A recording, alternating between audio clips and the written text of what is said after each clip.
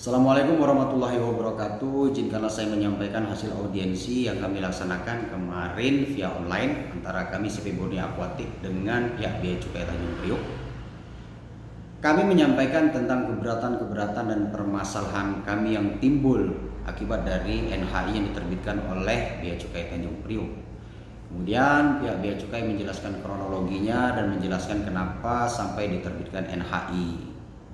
Singkat cerita, pihak Bea Cukai menginginkan agar kami melanjutkan proses eksportasi tersebut dengan mengajukan PIB baru, dan juga mereka menyarankan untuk mengajukan surat permohonan keringanan tagihan kepada pihak JICT dan juga pihak kapal selaku pemilik kontainer, dan berjanji akan membantu prosesnya.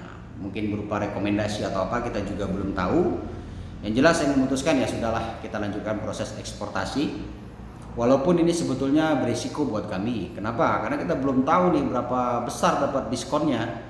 Jangan-jangan nanti ketika barang sudah naik, ya kan, kapal sudah jalan, ternyata diskon yang kami dapatkan tidak signifikan, maka kami wajib membayar tuh.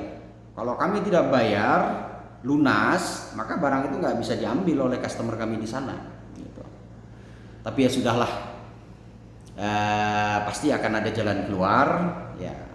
Kami ambil sebagai pelajaran. Mudah-mudahan semua ini ada hikmahnya buat kami untuk senantiasa bersabar dan bersyukur, dan juga ada hikmahnya buat Bea Cukai supaya kedepannya lebih baik lagi. Sebetulnya konten yang kami buat itu tidak ada maksud sedikit pun untuk menyerang ataupun memburukkan, menjelekkan Bea Cukai, tidak ada sama sekali. Kami hanya menginginkan perbaikan kedepannya.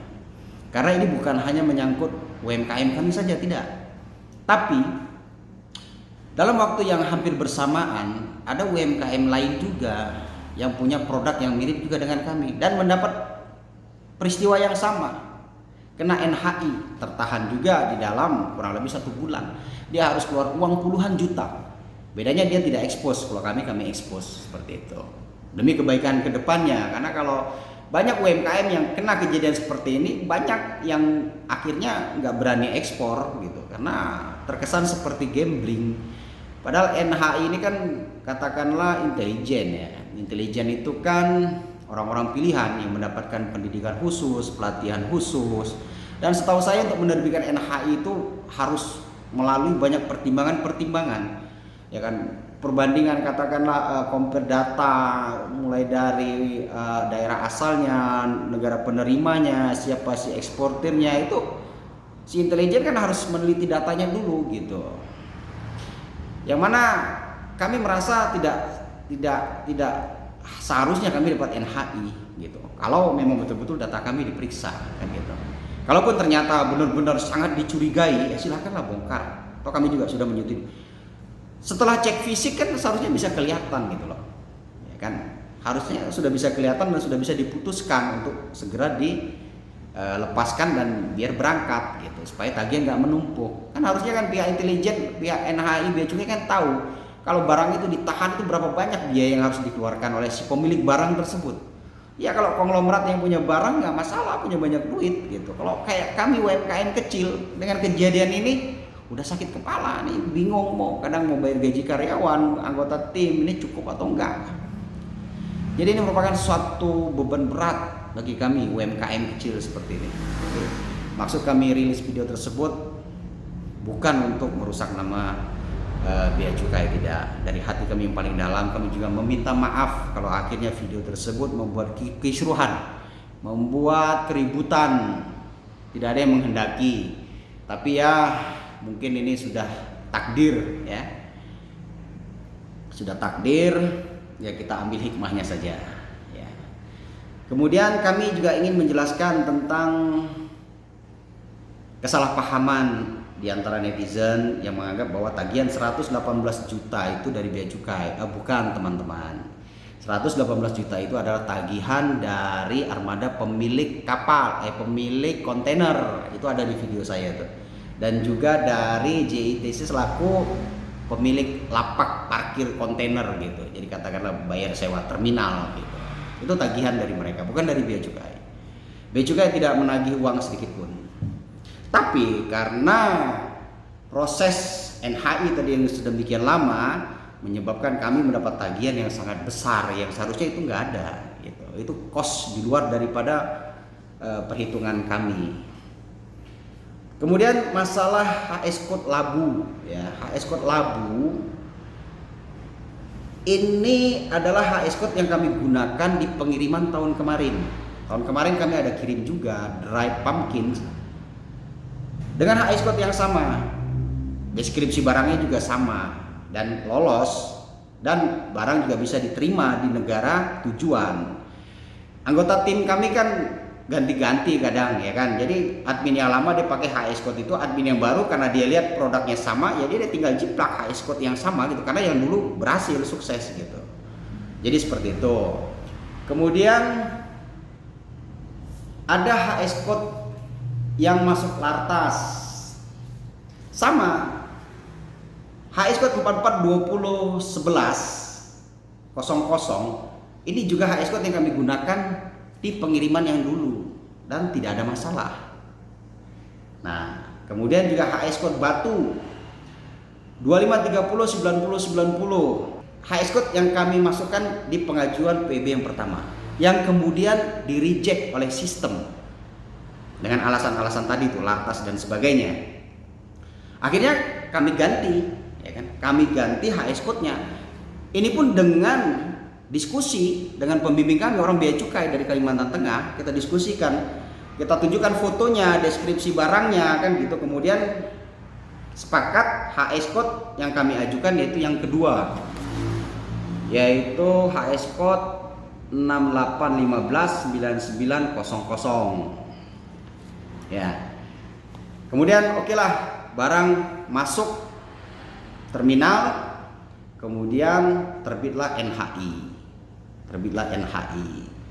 Kemudian setelah proses NHI selesai, justru HS code yang disarankan oleh bea cukai yaitu HS code yang pertama kali kami ajukan yang ditolak gitu.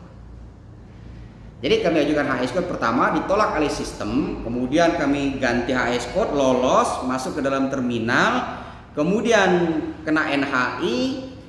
Hasil akhir dari NHI ternyata menyarankan kami menggunakan HS code yang pertama tadi yang ditolak tadi. Nah, gitu. Ya bisa disimpulkan sendiri lah ya, terutama buat teman-teman yang memang sering berkecimpung di dunia ekspor impor, sering berhubungan dengan HS code. Ya kita mungkin sepakat ya, HS code itu bukan satu angka yang saklek gitu ya. Dia agak sedikit abu-abu, bisa digeser ke kiri, bisa digeser ke kanan kan gitu. Makanya pihak bea cukai juga mengatakan kurang tepat, bukan tidak tepat ya, kurang tepat. Tidak tepat itu kalau misalnya HS code itu menyangkut besi tapi yang dikirim sayur-sayuran, nah, ini tidak tepat mutlak kan gitu.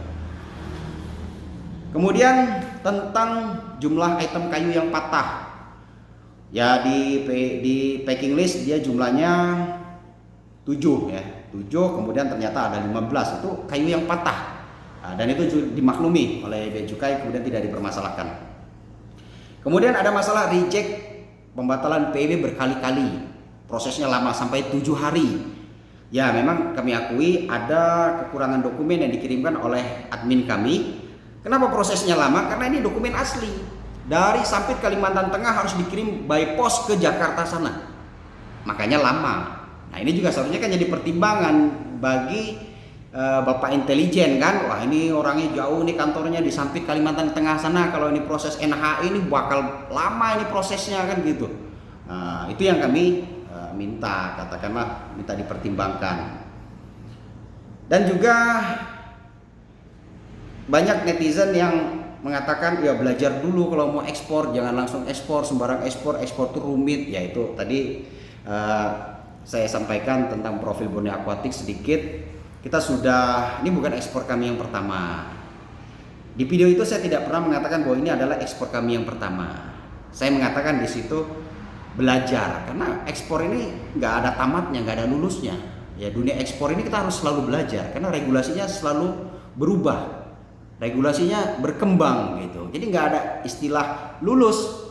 Nah, jadi kita pakai prinsip selalu belajar sampai kapanpun ya, tuntut ilmu mulai buayan ibu sampai ke liang lahat kan gitu. Jadi kita semua masih belajar. Tapi ini bukan ekspor kami yang pertama. Kami hampir setiap bulan melaksanakan ekspor, ya, terutama produk utama kami kan tanaman hias gitu. Kami kirim by post, by air freight cargo. Nah, kemudian kalau untuk produk-produk yang katakanlah hardscape, produk mati, kering, kita kirim pakai kontainer. Dan ini jarang. Ini perjuangan kami cari buyer ini luar biasa. Kami sekarang ini paling 1 tahun 1 kali pengiriman kontainer. Ya, mudah-mudahan kedepannya bisa lebih baik lagi. Kami sedang berjuang.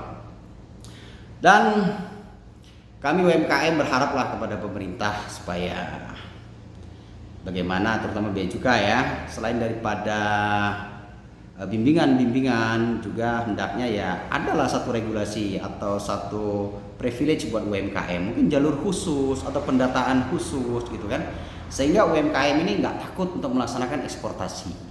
Jadi sekali lagi kami di sini tim Borneo Aquatic memohon maaf yang sebesar-besarnya kepada Bapak Ibu sekalian yang ada di Bea Cukai sana. Kami tidak bermaksud sedikit pun untuk menjelekkan, menghancurkan nama Bea Cukai, tidak. Ini semua murni lillahi ta'ala demi kemajuan kita bersama ke depannya, seperti itu. Kami ya terus belajar, ya minta doanya dari teman-teman semua supaya bisa terus berkembang, karena Borneo Aquatic ini kita di sini sama-sama belajar semua tuh. Ya, itu adik-adik yang ada di kantor tadi tuh itu rata-rata fresh graduate ya. Saya rekrut, kemudian kita ajari, kemudian kita bebaskan. Jadi cari customer tuh mereka bebas tuh. Mulai dari cari customer perlu apa gitu, barangnya kita produksi. Kalau kita nggak punya barangnya, kita beli dari UMKM lain gitu. Kemudian kita ajari cara ekspornya. Jadi mereka aktif untuk cari customer, kemudian menentukan harga, negosiasi, kemudian pengiriman gitu. Sehingga mereka menguasai proses dari A sampai Z. Ya. Karena saya sering bilang ke mereka, nanti kalian nggak mungkin selamanya kerja di sini kan gitu. Suatu saat nanti kalian berkeluarga, mungkin pengen punya usaha sendiri, ya silakan. Gunakan ilmu yang kalian dapat selama bekerja di sini. Nah, kalau produknya itu sama ya kita berkolaborasi supaya tidak ada gesekan di belakang kan, seperti itu. Ya kalau produk itu produk baru ya silakan gunakan ilmu yang kalian dapatkan di sini untuk jadi seorang eksportir, seperti itu. Saya pesankan selalu seperti itu. Jadi kami betul-betul sama-sama belajar dan pengen maju. Mohon doa dan dukungannya dari pemerintah, terutama yang sangat berkaitan dengan kegiatan ekspor ini adalah Bea Cukai. Kami banyak terima kasih atas bimbingan yang selama ini kami dapatkan, dan mudah-mudahan dengan kejadian ini tidak merenggangkan hubungan kita dan juga menjadikan Indonesia ke depannya semakin baik, UMKM semakin maju dan berkembang dan berani ekspor. Ya, terima kasih atas kesempatannya. Saya ucapkan sekali lagi minta maaf yang sebesar-besarnya. Assalamualaikum warahmatullahi wabarakatuh.